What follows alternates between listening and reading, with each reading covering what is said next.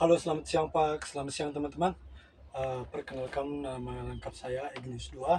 Saya Prodi Pendidikan Musik Citra Bakti semester 4. Di sini saya akan mempresentasikan hasil mapping saya yang buat dengan mata kuliah pengembangan media pembelajaran. Jadi di sini saya ada beberapa tujuan yang saya buat dalam memapping saya. Yang pertama, pengertian multimedia.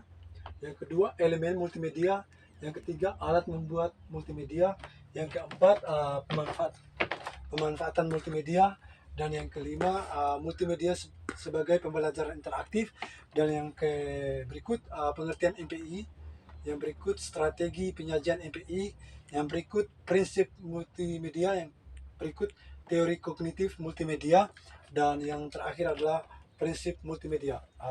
Yang pertama saya akan membahaskan tentang pengertian materi multimedia. Pengertian multimedia itu secara kognitif ada dua, yaitu multi, artinya banyak, atau lalu yang berikut ini media, itu sebuah alat informasi untuk menyampaikan seperti teks, gambar, suara, video, atau grafik. Lalu yang berikut, elemen multimedia. Di sini ada dua elemen. Yang pertama tuh berbasis waktu. Berbasis waktu seperti video. Lalu yang tidak berbasis waktu seperti gambar atau teks. Lalu berikut saya akan menjelaskan alat membuat multimedia. Di sini ada alat membuat multimedia. Ada untuk menggabungkan itu semua. Yang pertama tuh authoring tools. Yang kedua creating atau editing. Yang pertama tuh auditing tools, itu berupa membuat halaman, seperti kita membuat waktu, teori begitu. Yang berikut ini creating atau editing. Dari editing ini saya bisa memperjelaskan, itu seperti membuat ini video, gambar atau animasi, seperti itu kira-kira. Lalu yang berikut, pemanfaatan multimedia. Dari pemanfaatan multimedia itu kita sudah tahu sudah banyak digunakan di dunia masyarakat, seperti berbasis media, seperti di bagian pendidikan, bagian bisnis, bagian hiburan, dan bagian pariwisata. Dari beberapa aspek ini saya akan menjelaskan dari dunia pendidikan, berbagai dunia pendidikan. Yang pertama itu berbasis media. Saya akan mengambil contoh ketika guru memberikan tugas kepada anak-anak, lalu anak-anak belum terlalu mengerti dengan tugas, belum mengerti dengan tugas yang apa yang guru memberikan. Lalu anak-anak berupa bisa menggunakan seperti dunia pendidikan seperti Google untuk mencari tahu di sebuah media berupa ini, uh, internet. Lalu yang berikut, di dunia bisnis. Lalu di bisnis ini Pak, saya akan menjelaskan sedikit. Di dunia bisnis ini kita menjelaskan seperti di bagian media ini, seperti yang saya membuka bisnis, lalu bagaimana cara bisnis saya bisa orang bisa tahu, lalu saya akan mengembangkan satu melalui media. Saya bisa membagi di sebuah Facebook atau YouTube supaya orang bisa tahu bahwa saya ada membuka bisnis sedikit. Lalu di bagian hiburan ini Pak, di dalam dunia pendidikan musik, ketika saya memainkan sebuah alat musik seperti gitar, piano, atau biola, bagaimana saya akan memproduksikan dengan cara untuk mempostingkan di bagian media supaya orang bisa melihat apa yang saya buat untuk menghiburkan para audiens, para masyarakat, seperti memainkan alat musik seperti dengan cara menguploadkan video di dunia media. Lalu yang berikut, di pariwisata.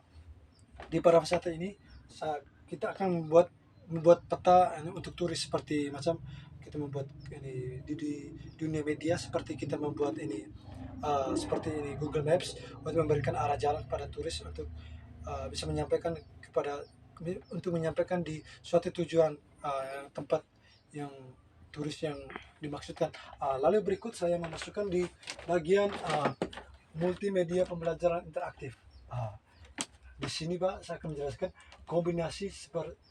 sebagai kombinasi teks gambar secara terpadu dan signifikasi. Lalu yang berikut pengertian MPI. Pengertian MPI ini adalah suatu program pembelajaran yang membiaskan seperti informasi seperti teks, video, lalu dan suara atau grafik. Lalu yang berikut di strategi penyajian MPI. Di sini ada beberapa aspek metode.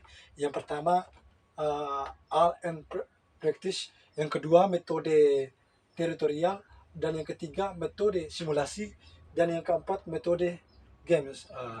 Dari beberapa aspek ini ada dia punya unsur-unsurnya.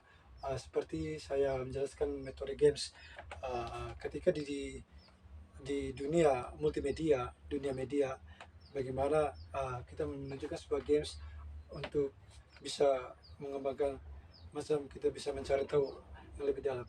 Lalu yang berikut prinsip multimedia. Di sini ada pertama teori kognitif multimedia.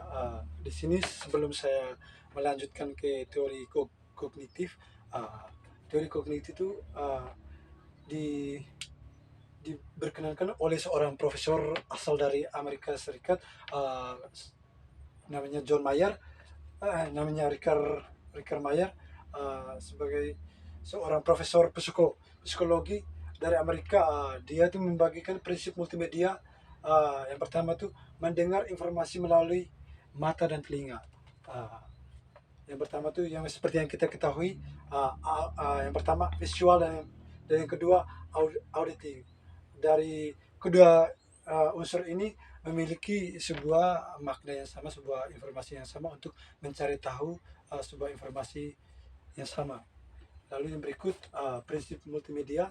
Di sini prinsip multimedia itu kita perlu tahu itu mendengarkan informasi melalui mata dan telinga, seperti yang saya katakan di visual dan auditing.